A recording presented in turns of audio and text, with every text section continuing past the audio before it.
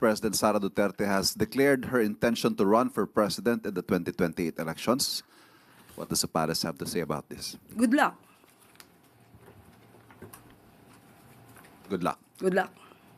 Have you spoken to the president about this development at ano pong sabi niya? Nadinig niya po. At ang sabi niya po ay good luck. Yun lamang po.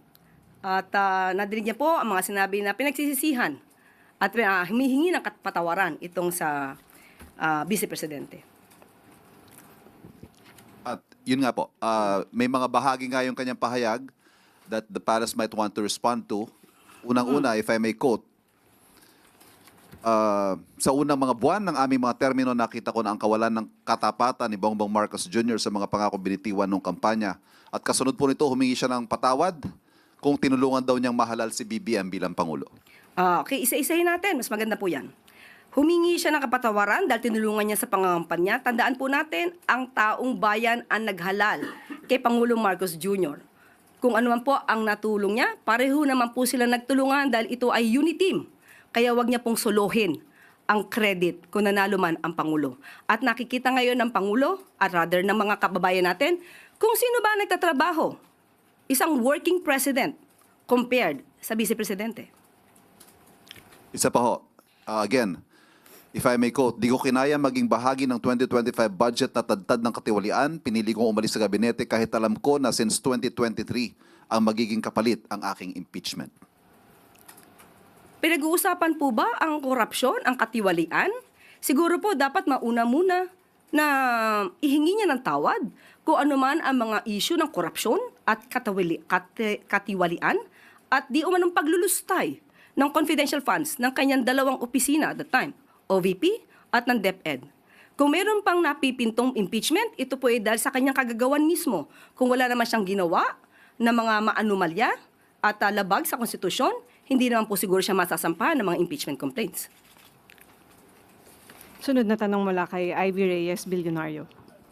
Follow-up lang po, Yusek. Makabayan Block said that the premature presidential bid of the Vice President is a move to shield herself from the impeachment. Does the palace share this sentiment, or what can you say about that? Maaari, kanilang opinion, pero dapat tandaan po natin, balikan po natin. Dahil sasabi niya para ma-shield siya sa mga impeachment complaints. Hindi po basta-basta ito dapat mahadlangan ng anumang pagreklamo laban sa kanya. Sinabi niya kanina na hiningi niya ng tawad dahil nalulunod tayo sa baha. Pero tandaan po natin, ilan po bang flood control projects merong itinatag? Di umano ang kanyang ama. 13,917 na flood control projects na mukhang hindi naramdaman. Dahil kung meron 13,917 flood control projects, dapat naramdaman natin at medyo humupa ang pagbaha sa Pilipinas. Huwag niya rin pong kalimutan. Ito, akin pong kinuha ng mga report.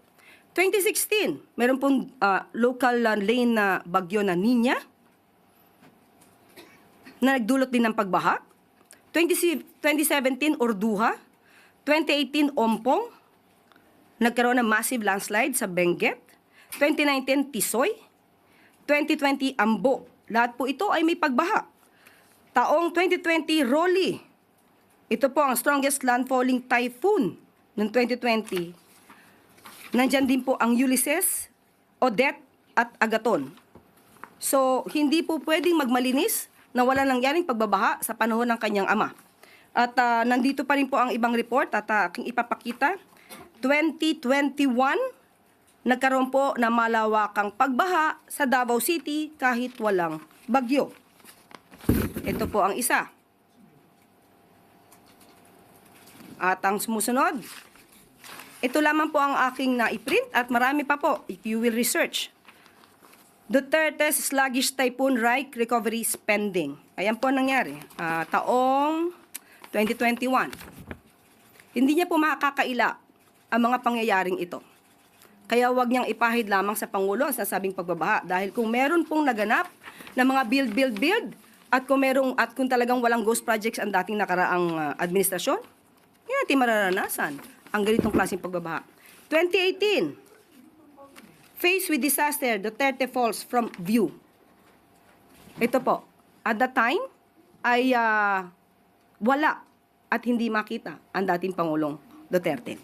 So, ang mga issue pong ito, marami pa po siyang dapat na ihingi ng tawad. Akin pong i-enumerate. At mukhang nakalimutan niya itong ihingi ng tawad.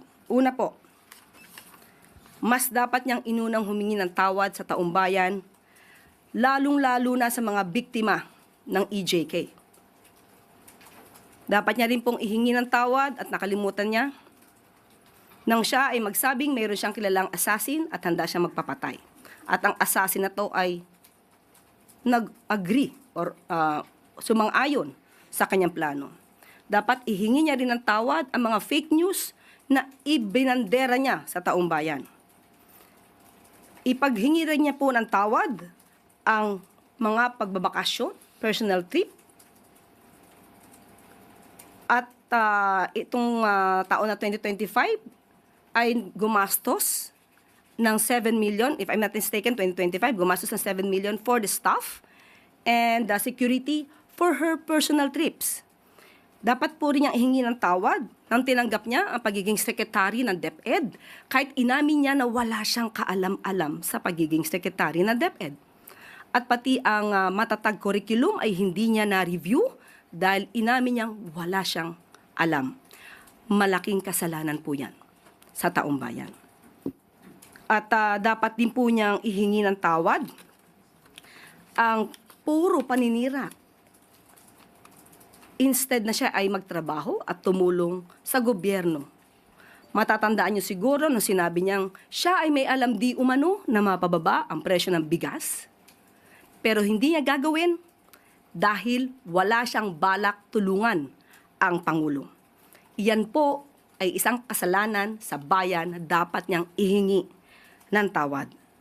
Ihingi niya na rin po ng tawad yung mga fake na student vouchers na ngayon ay sabi ng DepEd ay umaabot na sa halagang 200 million pesos.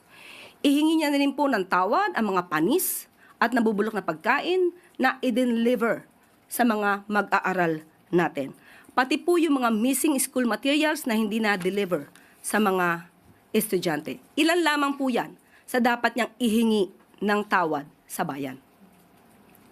Yusek, Senator Risa recently said that the opposition isn't sure yet whether they would need to form an alliance with the president's camp to slay the vice president's candidacy in 2028.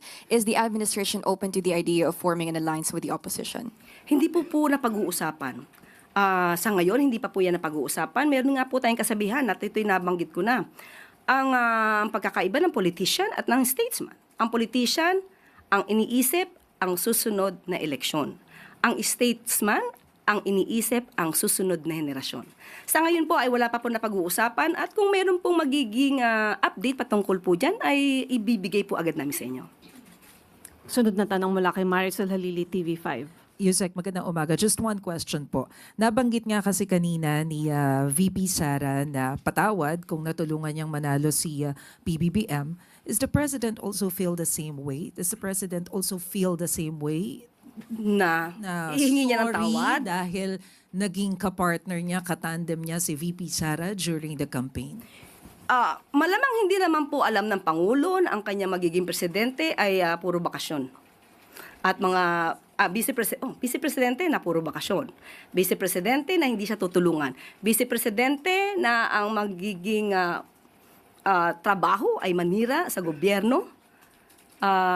Hindi naman niya pagsisisihan kung ano nangyari. Ang gagawin lamang po ng Pangulo ay magtrabaho.